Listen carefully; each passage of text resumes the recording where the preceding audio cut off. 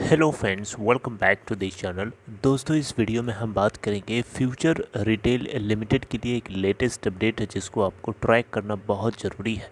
लेकिन उससे पहले आपसे रिक्वेस्ट करना चाहूँगा, दोस्तों पहली बार अगर आप देख रहे हैं इस चैनल को सब्सक्राइब करके बेल आइकन को हिट कर लीजिए ताकि आपको वीडियोज़ की नोटिफिकेशन मिलती रहे।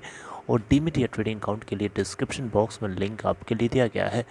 दोस्तों future retail limited last trading session में फ्राइडे को 49.40 के ऊपर ओपन होने के बाद 49.25 का लो बनाया और 51.70 का हाई। 26,67,200 क्वांटिटीज़ की टोटल ट्रेडिंग करी गई एनएससी के ऊपर, जहां मार्केट कैप है इस कंपनी की 2,762 करोड़ रुपए। इसका 52 वीक लो है 40.55 का और हाई है 88.85 का। 50.95 के ऊपर बंद हुआ 3.77% की तेज़ी के साथ। फ्यूचर रिटेल लिमिटेड को दोस्तों यहाँ पे एक लेके अपडेट है, ये अपडेट आपको जानना बेहद ज़रूरी है। Future retail limited Mrs 3,000 crore payment date to its lenders as part of RBI's OTR scheme for COVID hit companies। दोस्तों अगर आप देखें तो OTR का फुल फॉर्म है वन टाइम रीस्ट्रक्चरिंग। ये एक्चुअली में RBI की तरफ से एक स्कीम दी गई थी कोविड-19 हिट कंपनीज़ के लिए। तो यहाँ पे फ्यूचर रिटेल लिमिटेड को फ्राइडे के दिन बेसिकली 3,000 करोड़ रुपए की पेमेंट करनी थी इसके लेंडर्स को, इनके यानी उन बैंक्स को जिन्होंने इस कंपनी को लोन दिया है on the central banks one time restructuring scheme for covid hit companies. But company जो है फेल हो गई, यानी फ्यूचर रिटेल लिमिटेड ये पेमेंट नहीं कर सकी है क्योंकि इसके पीछे एक छोटा सा कारण है। कारण ये है दोस्तों कि फ्यूचर रिटेल जो है 3,000 करोड़ रुपए रेस करने वाला था इसके कुछ nation wide small format stores, जो कि टोटल 900 हैं, 900 हैं, इन सभी को बेच करके। लेकिन फ्यूचर रिटेल लिमिटेड इन सभी को बेच नहीं पाया। इसके पीछे कारण ये है कि इन्होंने रिलायंस को बेचने के लिए ऑलरेडी एक एग्रीमेंट साइन कर लिया था अगस्त 29, 2020 को, और जो कि 2 बार ऑलरेडी आपको पता है कि रिलायंस के साथ ये जो फ्यूचर डील करना चाहता है, इस डील के एक्सपायर होने के बावजूद भी 2 बार इसको एक्सटेंड किया गया है। और अभी ये लेटेस्ट में देखें तो 31 मार्च 2022 को ये एक्सटेंड हो जाए या ये एक्सपायर हो जाएगी जो एक्सटेंशन है डील के अंदर। यानी 31 मार्च 2022 को के आगे अगर हम देखें तो रिलायंस के साथ ये फिर से एक्सटेंशन नहीं होती है तो उस केस में ये किसी दूसरे कोई स्टोर्स बेच पाएंगे, अदरवाइज़ ये नहीं बेच सकते क्योंकि इन्होंने ऑलरेडी एक एग्रीमेंट साइन किया। एग्रीमेंट का मतलब ही यही होता है, इसीलिए तो लोग एग्रीमेंट साइन करते हैं। ओके, तो ये है इसके पीछे का कारण जिसकी वजह से ये पेमेंट नहीं कर सके अपने लेंडर्स को, राइट।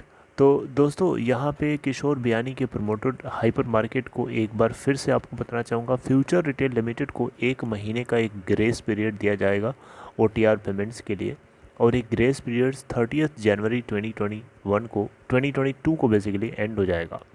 उसके बाद पेमेंट अगर तब तक पेमेंट नहीं करी जाती है तो बैंक्स इस अकाउंट को बेसिकली NPA डिक्लेयर कर देंगे, यानी नॉन परफॉर्मिंग एसेट्स, राइट। तो ये बहुत ही ज़्यादा घातक साबित होगा, ये अच्छी बात नहीं है। तो यहाँ पे RBI के जो स्टिपुलेटेड नॉर्म्स हैं उनको फॉलो करना पड़ता है लेंडर्स को। लेंडर्स भी यहाँ पे अपने बिजनेस को लेकर के बहुत ही स्ट्रिक्ट होना पड़ता है। वो अलग बात है, विजय माल्या जैसे केसेस में नहीं हो पाते हैं, उसमें होश नहीं रहता उनको। लेकिन यहाँ पे जो आदमी ईमानदारी के साथ खड़ा है उसको तो ये नींबू की तरह निचोड़ लेंगे, ये उसको नहीं छोड़ेंगे। बहरहाल दोस्तों आपको बताना चाहूँगा यहाँ पे फ्यूचर रिटेल लिमिटेड की टोटल जो बोरोविंग्स हैं 10,000 करोड़ रुपए से भी ज़्यादा की हैं, जिसमें short term and long term loans हैं 6,200 करोड़ के। फॉरेन करेंसी बॉन्ड्स भी हैं इनके 3,500 करोड़ के, जो कि 2025 के अंदर ड्यू हैं, यानी एक्सपायर होने वाले हैं।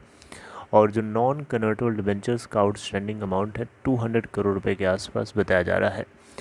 तो दोस्तों ये अपडेट आपको पता होनी चाहिए। बाकी रिलायंस और बाकी अमेज़ॉन और फ्यूचर के बीच में अभी क्या चल रहा है आपको अच्छे से पता ही है। कंपटीशन कमीशन ऑफ इंडिया ने 17 दिसंबर को सस्पेंड कर दिया था अमेज़ॉन की तरफ से, जो अप्रूवल अमेज़ॉन को मिला था फ्यूचर कूपन के अंदर 49% की स्टेक एक्वायर करने का।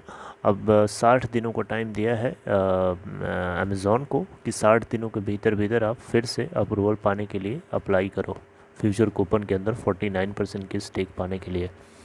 अदरवाइज़ अगर कोई ऐसी न्यूज़ आती है, ऐसी कोई इन्फॉर्मेशन पता चलती है कि पूरी तरीके से इन्फॉर्मेशन हाइड किया है अमेज़ॉन ने, तो फिर डेफिनेटली ये डील कैंसिल ही हो जाएगी। सस्पेंड तो अभी है लेकिन अभी ये कैंसिल ही हो जाएगी सीधे।